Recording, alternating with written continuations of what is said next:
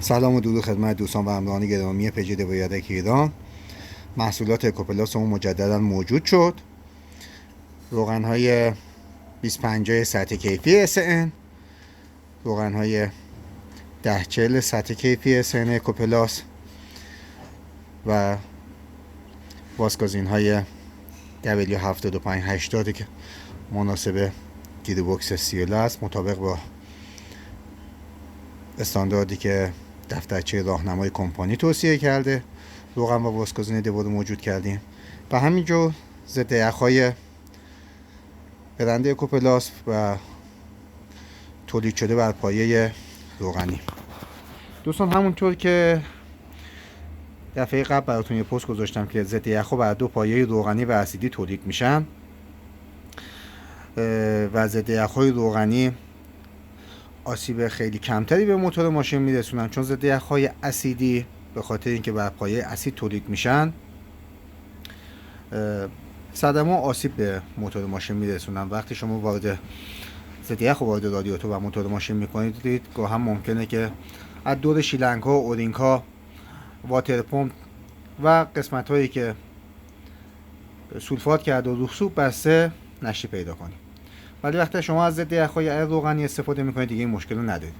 ولی دوستان تمامی ضد یخ‌ها بعد از یک سال که تو ماشین میمونه تبدیل به اسیدی میشه. یعنی ضد یخ‌های اسیدی که تو ماشین میریزید بعد از یک سال که از عمرشون میگذره قدرت اسیدیشون چند برابر میشه و نیاز به تعویض دادن، و ضد یخ‌های روغنی که آسیب موتور نمیرسونن بعد از یک سال که ازشون گذشته میشه تبدیل به ضد یخ‌های اسیدی میشن. پس حتما باید طبق توصیه‌های دفترچه راهنمای کمپانی ماشین هر یک سال یک بار ضد یخ‌های ماشینتون رو عوض کنید تا تبدیل به اسیدی نشن. اکوپلاس هم که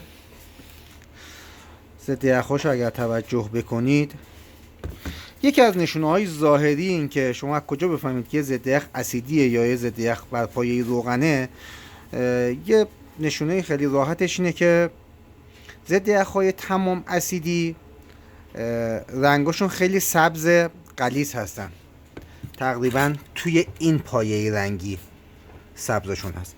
ولی ضد یخ‌هایی که بر پایه روغنی هستن معمولا سبز مایل به زرده، همینجوری که تو این فیلم توجه می‌کنید خیلی سبز کم رنگی که به زرد رنگ میزنه. این ضد یخ‌ها بر پایه روغن هستن و ضد یخ‌هایی که رنگشون آبی و قرمز هست اکثرا بر پایه روغن تولید شدن، که توصیه میشه همیشه تو ماشیناتون از ضد یخ‌های با پایه روغن استفاده کنید که بالاخره این ماشینا عمر و سن سالی ازشون گذشته، به قطعات مختلف موتور آسیب نرسونن.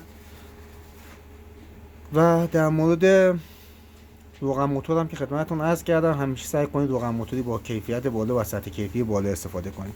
اگر تمایل داشتید که از محصولات ما استفاده کنید، میتونید با شماره ما تماس بگیرید یا در پیوی پیج پیام بدید تا محصولاتتون رو با آدرستون براتون ارسال کنیم.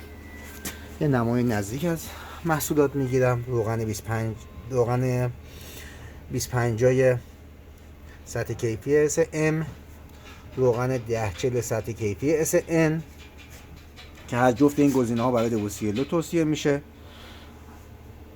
که هرچند برای دوسیلو هایی که موتور تازه تعمیر دارن، کمپرس نداره، روغن سوزی ندارن و دود ندارن، طبق دفترچه کمپانی باید روغن 1040 توش استفاده بشه. و برای اون دسته دوسیلو هایی که روغن کم میکنن و دود دارن و بخار روغن دارن و موتورشون کمپرس داره، برای اینکه کمتر روغن کم کنه توصیه میشه که از روغن 250 استفاده بشه.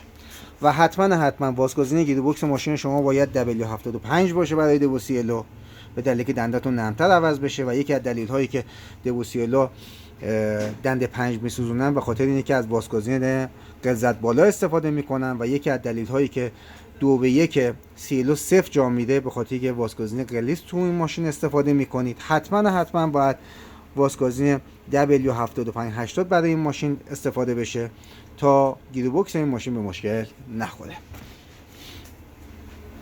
ممنون از نگاه زیبایتون.